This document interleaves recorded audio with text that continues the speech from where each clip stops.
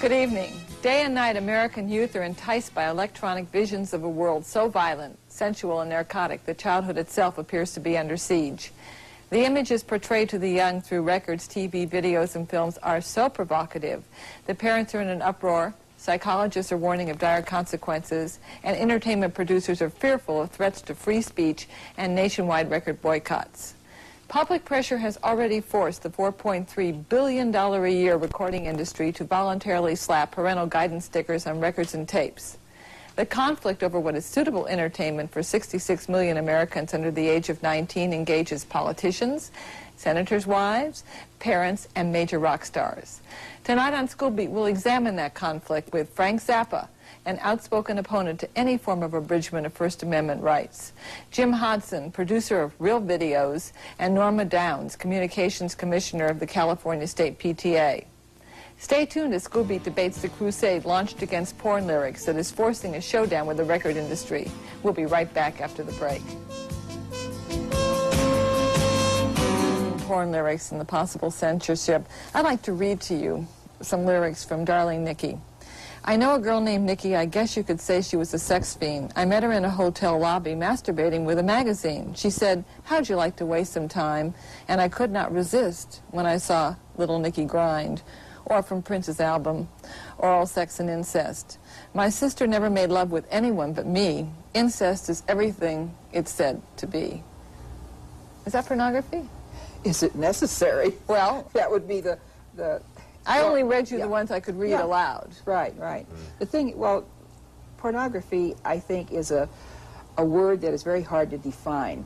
In someone's mind, it's pornography. It's not in good taste. It's not necessary. Justice Potter said he knew it when he saw it. Maybe. Is that true?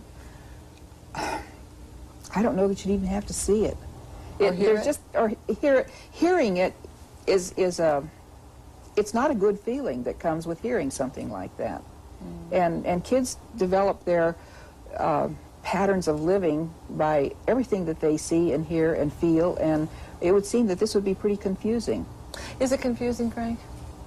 Well, when you consider that masturbation is a practice that has been going on since the beginning of time, from cradle to grave, I don't see why it makes any difference if Prince sings about it. The idea that hearing the lyric to a song is going to corrupt you, that is going to send you to hell, that is going to turn you into a social liability is not backed up by any kind of scientific data. It's stupid.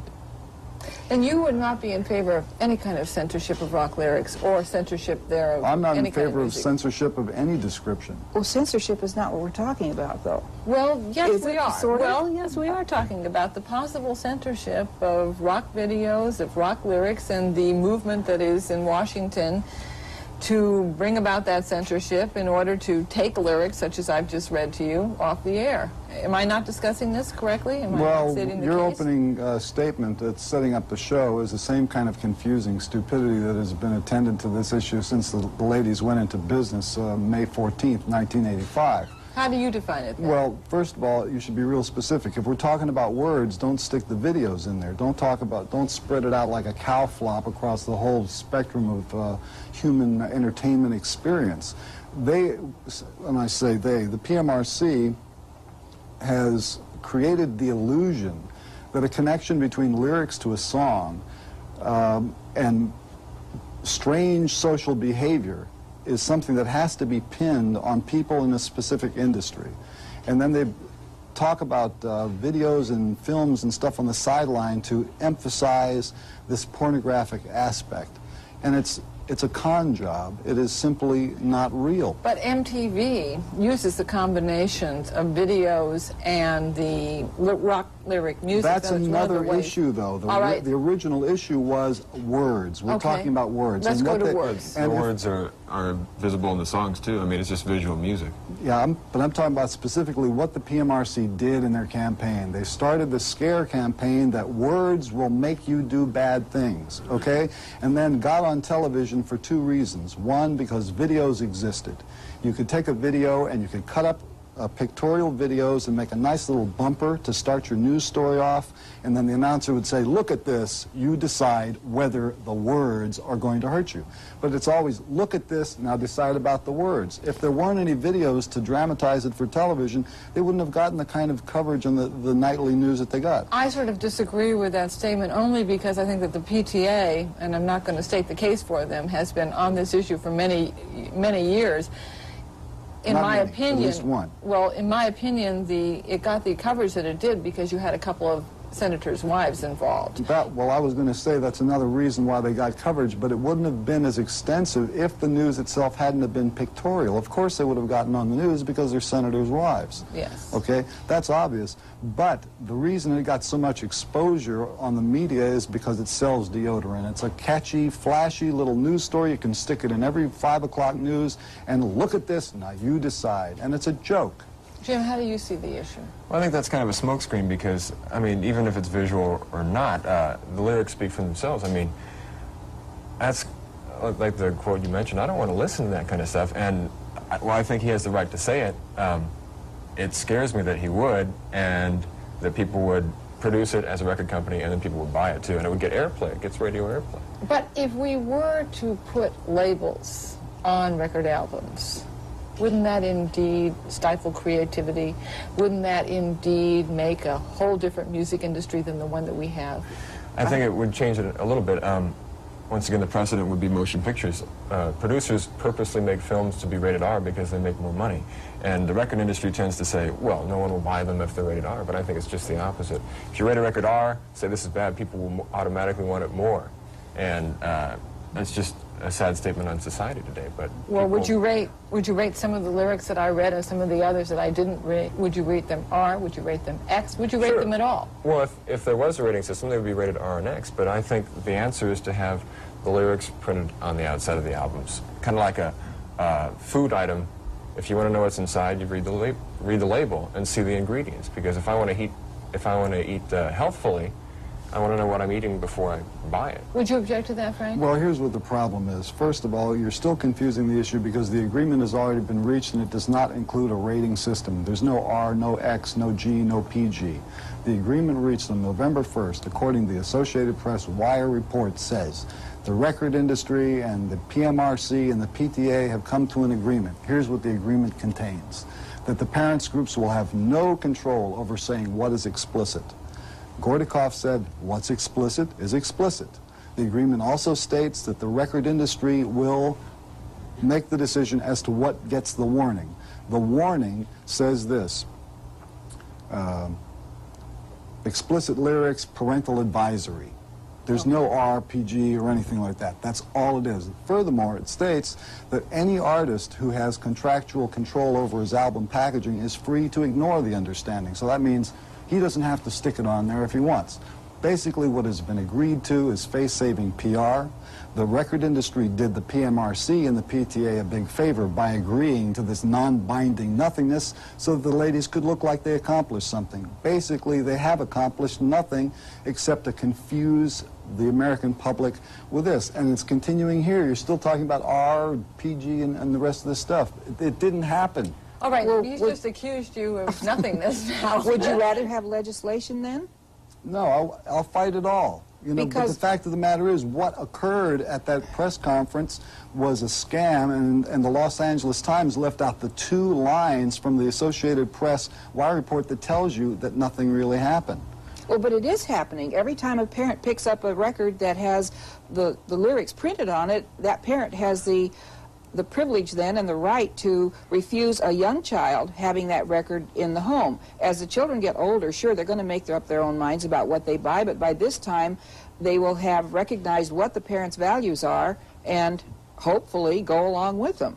Frank, you talk about this, thank you, you talk about this as being a scam. It is a scam. And I think that what Norm is trying to say is that if the scam, so to speak, is not accepted, then stronger methods will be used, things that will probably be even much less acceptable. Well, that too would be a scam. Stating your case? First of all, the legislation was recommended by Senator Hollings. The legislation that he recommended, and that a girl named Cheryl Wallace in his office was drafting, a bill that would require lyrics to be placed on the back of an album. I called his office. I explained to her, since she was writing the bill, that there is no statutory rate for the privilege of publishing lyrics on the back of an album. There's no industry-established fee, because you can't demand that somebody who wrote words gives up his rights to exploitation and they go on the back of the album.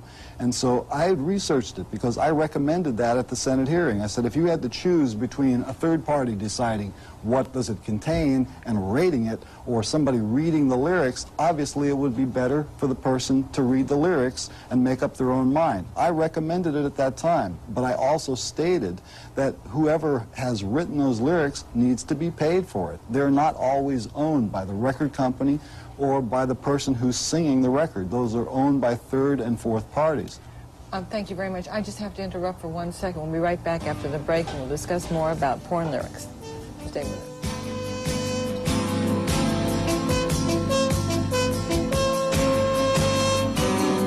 Issue of porn rock lyrics. Jim, what does that kind of music do to kids, in your opinion? Well, I think it is very dangerous. Like Frank was saying, there's no scientific data about what really happens. But on our show, we play music videos by artists who are Christians, so we have the opposite side.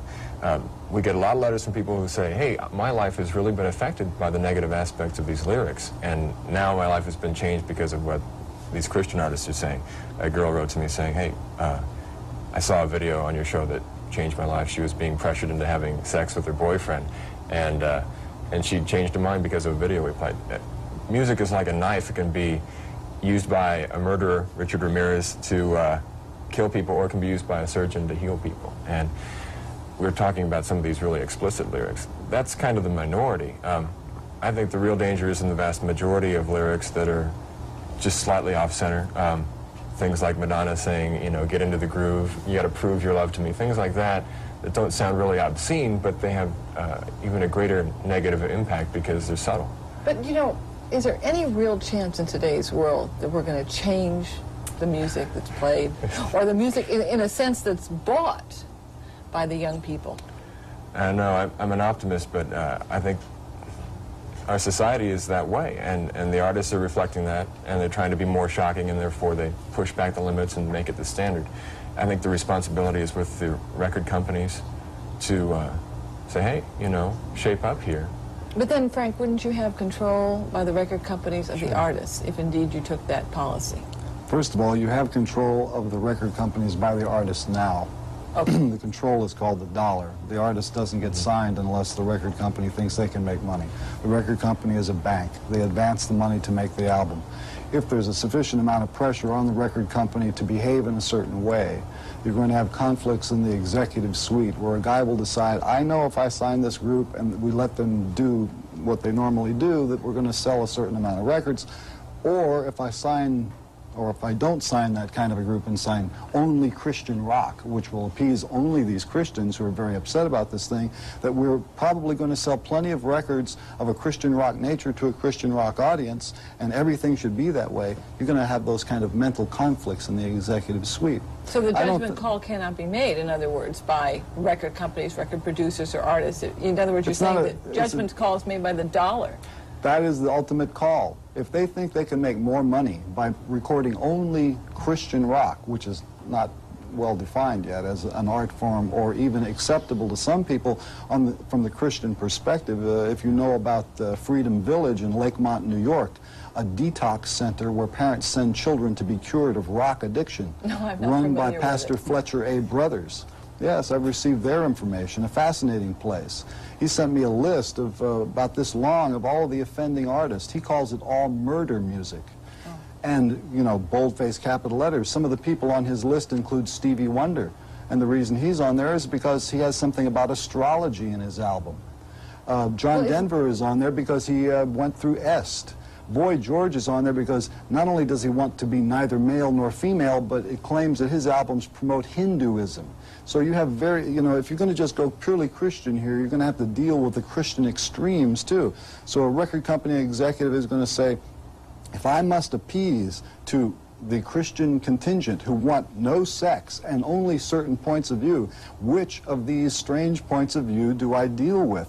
How can he make that call? Ultimately, he's going to go, I'm selling millions of records right now with Prince just the way he is. I'm leaving it. You don't think they're going to make Prince change Darling Nikki in the next record? No, I don't think they're going to make Prince change anything in the next record. That's really not the issue. I suppose the issue is this type of music harmful to kids? If so, who has control over the music? And is it the parental responsibility to make sure that the kids do or do not listen? That's really how I see it. Well, you're describing a medical situation. First of all, there's no documentation that proves that hearing a word turns you into a social liability. You may have feelings about it. You may consider it a matter of taste.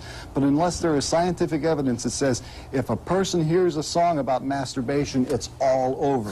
When somebody proves that, then you've got a reason to cry, alarm, alarm. We must change the industry to accommodate this point of view. But until that happens, I think it is people with concerns, which are valid, but not necessarily huge enough that we have to occupy the media and the government with the matter of Prince's lyrics because he wants to sing about somebody for the magazine. Norma? With that sentence, that's a great lead-in. That's a little, yeah. Okay. I think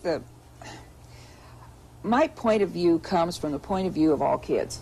And it's not only the kids who have good rapport with their parents who will talk about these things, but it's a youngster who will listen to this kind of thing and think that that's the way of the world. But I think Frank's point of view yeah. is that maybe that hasn't been proven, that listening to that music does not make them think this is the point of view. Well, I don't think you can prove why somebody goes off the deep end and does some of these awful things that are said in the violent things, the rape, the incest. I mean, if you're going to sing about those things, somebody's going to pick that up as being a way of life. Well, let me ask you one simple question. A lot has been made about this Night Stalker case, and they said, and PMRC has been very delighted to assist in the public conception that if you hear an AC/DC record album, there's always a possibility that you may be the next Richard Ramirez. I would like to pose this question. Take any number of mass murderers in the United States and ask them what their favorite form of music is. And I bet you're going to find one of them likes Wayne Newton, and another one happens to like some cowboy entertainer. Well, and what are you going to do? Pin it on, if a guy commits a crime, you're going to blame him for the music he listens to, the church he goes to, because that may have an even larger impact on what the guy is. I think you can pick every form of media that you hear, and it's going to fit somebody somewhere. Okay, but the people who do the horrible things are not doing it just because of music. Not just words. because, no, but it's an added factor to an already sick world. And it just doesn't seem which that... came first, the sick world or the music that writes about which came that first, the world? chicken or the egg? The thing is that media itself, I think, has a very definite impact upon people. Sure, I agree with that because if you're on the radio or on TV or in films, what you say automatically carries a more authoritative weight just because you're on TV. Do you see an age, for instance, Jim, where it would be acceptable, in your opinion, for kids to start listening to music that is like I described? Oh, I don't think that kind of music is acceptable to anyone. I don't. But I mean, isn't there an age of reason that kids come to where they get to choose? Oh, sure, but you hope they don't choose that. But I mean, at what age At what age would you peg it? well, I couldn't say because every person is different. I mean, Frank, do you see that's- that? Well, I An see issue? from his point of view that there is no acceptable age to hear any of that kind of stuff. And if that view pervades, you will have censorship. I want to remind the people who are watching who know anything about the PTA that the PTA subscribes to a code which is First Amendment up and down the line. It has the Free Library Act and all the rest of that stuff. You don't want to take books out of the library because of content. I saw the thing. And the same thing should apply to records, because if you look at what's happening in public libraries, I talked to the Librarians Association maybe 8 years ago, and the trend then was 60% of the new purchases each year for the library were phonograph records. So this Library Bill of Rights should apply to we have no phonograph quarrel records, at all, PTA-wise, with what is happening right now. We wanted consumer information, and that's what we're getting. And we're really quite content with that, because then it gives the youngster who's going to buy his own record a chance to see what's in it, and he can look at those words and he can decide, do I want to take this home or not, and you know, how important is it for me to have this right now. And the parent can see it for the youngster who is not old enough to make those decisions, or the parent is buying the record for the child. And eventually, the youngster is going to get to the age where he can make his own decisions, and then you hope some of this has rubbed off along the way, Yeah, such as many other issues that a youngster... Age, though? What I don't age- think you can put a chronological age to it. Well, then what are we talking about? You're protecting them from something, and at some point you're going to have to let them go. What time? Children. What is the age bracket you're talking about? 8? Some are ready to make their own decisions at 15, some at 16, and some never are. Actually, what you're really saying Yeah. is the parents are making the decisions for them, I think, because if kids would make the decision to buy this music, I think it would be at a different age than their parents would deem it True. acceptable. But they don't buy the records because of the words. Most of the people in the younger age bracket buy it because of the tune or the beat, because they're dancing to it, they're not reciting. That's why it's so dangerous. Excuse I me, think. folks. I wish that we could continue to dance, but we can't. We're out of time.